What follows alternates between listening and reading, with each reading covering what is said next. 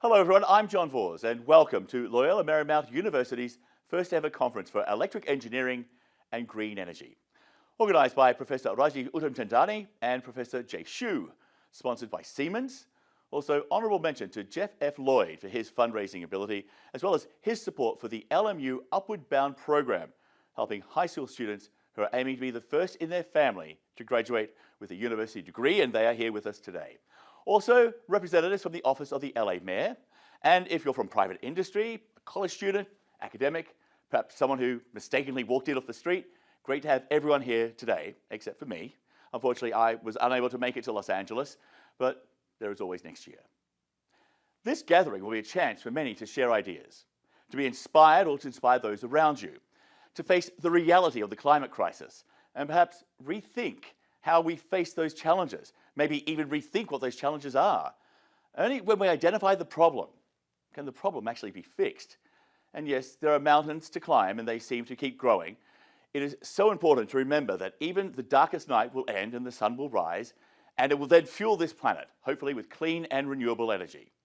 But at the same time, we have to acknowledge the fight to prevent climate change has been lost. We lost. The science is almost irrefutable. By the end of the century, global temperatures will rise between 2.5 to 3 degrees Celsius. We tried ignoring it, we tried to wish it away, we tried to blame the messengers. And yet, almost every day, a new detailed study shows that our efforts at limiting warming to an increase of 1.5 degrees Celsius have failed. We blew through 1.5, and there is absolutely no reason to believe we won't blow through the next target of 2 degrees Celsius. Recently, the UN Secretary General warned we're on a one-way journey to climate hell, and we can't find the off-ramp. Here's a little more from that same speech.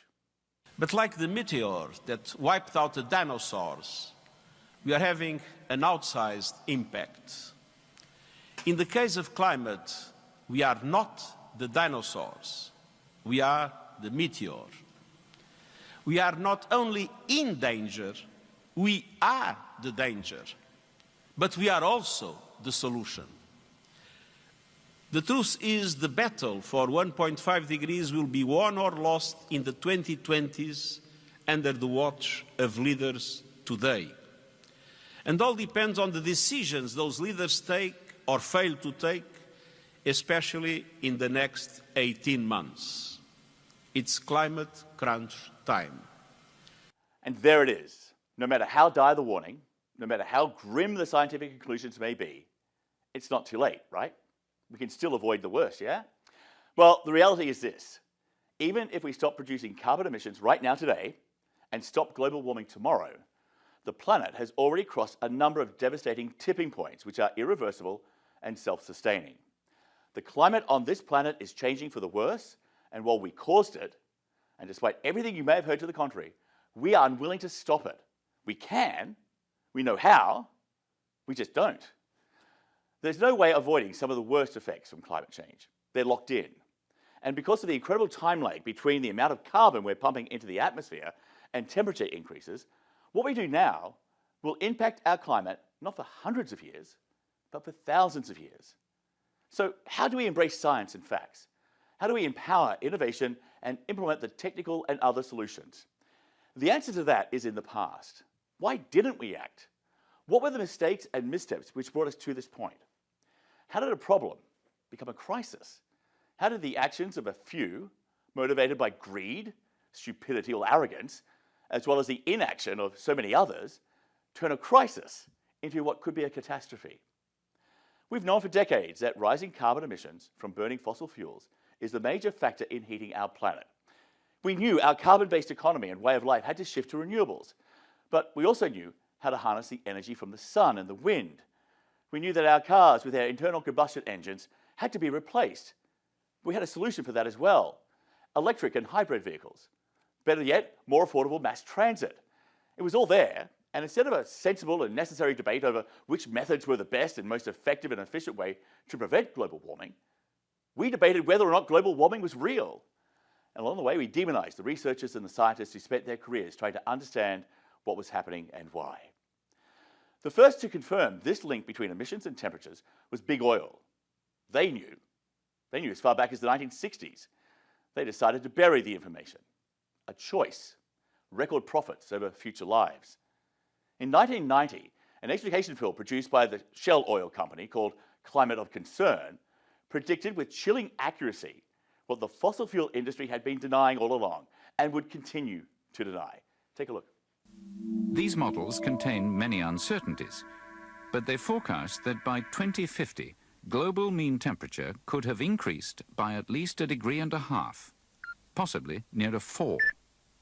Snow melt there. This may not sound much, but what the computer modelers are looking at is the possibility of change at a rate faster than at any time since the end of the Ice Age. I think particularly over the ocean here, over the North Pacific. Change too fast, perhaps, for life to adapt without severe dislocation. These mid-latitude regions in the southern hemisphere. What they foresee is not a steady and even warming overall, but alterations to the familiar patterns of climate and the increasing frequency of abnormal weather.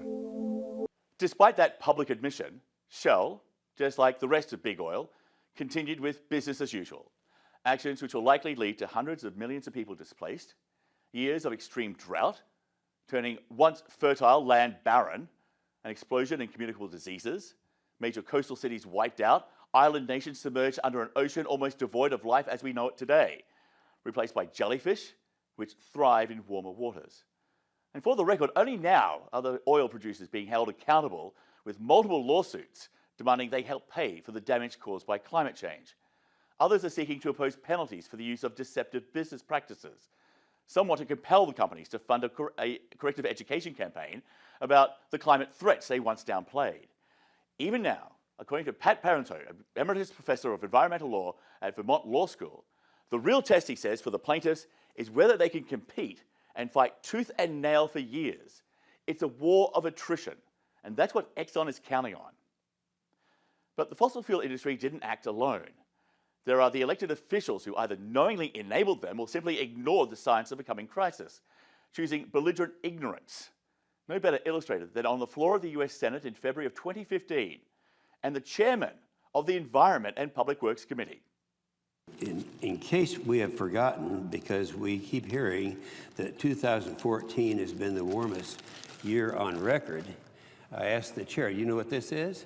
It's a snowball, and that's just from outside here.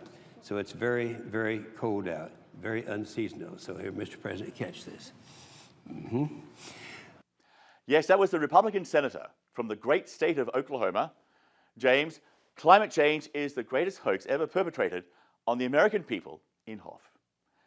It's an easy mistake confusing weather with climate, I guess, but denial was so much easier back then. But now, as the warnings of extreme weather turn to reality, denial has become delay. And this is where the rubber hits the road for green energy. One reason why so many have been unwilling to think about climate change is an overwhelming sense of helplessness, a global crisis with no real solutions, or solutions that are too costly or impact our standard of living. Nothing could be further from the truth. Just in the United States alone, from 1980 to 2023, there have been 387 weather and climate disasters causing $1 billion or more in damage. Total cost, $2.74 trillion. Last year, Columbia Business School released a study finding the cost of transitioning from fossil fuels to renewable energy was $179 billion annually until 2050. Added up, $4.8 trillion. Now, keep in mind the $20 billion in subsidies which Congress gives every year to the fossil fuel industry, which is part of $7 trillion in global subsidies back in 2022, according to the IMF. You get the picture. In 1986, the solar panels installed on the roof of the White House during the previous Carter administration were quietly removed and sent into storage. The final nail in the coffin of Jimmy Carter's push for clean energy. For President Reagan, the future was fossil fuels, cheap, abundant, reliable. Those who warned of global warming were demonized as crackpot liberals, and removing solar panels from the White House became a symbol of Republican outright disdain for alternative energy sources. But the technology in those solar panels was developed right here in the United States back in the 1950s. And it's the basis for how solar panels work today. China took that technology, ran with it, and by 2008 became the world's biggest manufacturer of solar panels, in turn dramatically lowering the cost of solar power. The downside is China's reliance on coal-fired power stations for manufacturing, and specifically solar panels. So how green are they after all? It's a fair question. But there is no question that China is installing more solar capacity than any other nation on Earth many times over. Last year, Bloomberg reported that when compared to fossil fuels, energy from alternative sources like solar and wind is now cheaper. Let's put this another way. Energy produced by burning oil, coal, and gas is now more expensive. There was a time when electric vehicles were the punchline of a joke, driven by granola-eating liberals limited in range by batteries in constant need of recharging. In 2018, electric vehicles made up 2% of all new car sales globally. 5 years after that, the market share has grown to 20%. And by 2035, it's expected to reach 50%, which means a fall in demand of oil, the equivalent of around 6 to 10 million barrels a day, about half of US daily oil consumption. So how did EVs become commercially viable? Well, mostly because of China's manufacturing ability to upscale production and reduce costs, but also Tesla, which received a federal government loan of almost $500 million in 2010. And now EVs have never been more in demand, and that's driving the price down dramatically, the differential between electric and gasoline-fueled vehicles. Despite all the arguments that solutions to climate change are not practical or too expensive and are just not viable, that's not true. It's an inconvenient truth for the fossil fuel industry. Most industries, be it the airlines or big oil, startup costs can be high. Government support is often needed, but eventually industries grow and stand on their own. While big oil has benefited immensely over the years from subsidies paid for by American taxpayers, it's also played a major role in our failure to prevent climate change.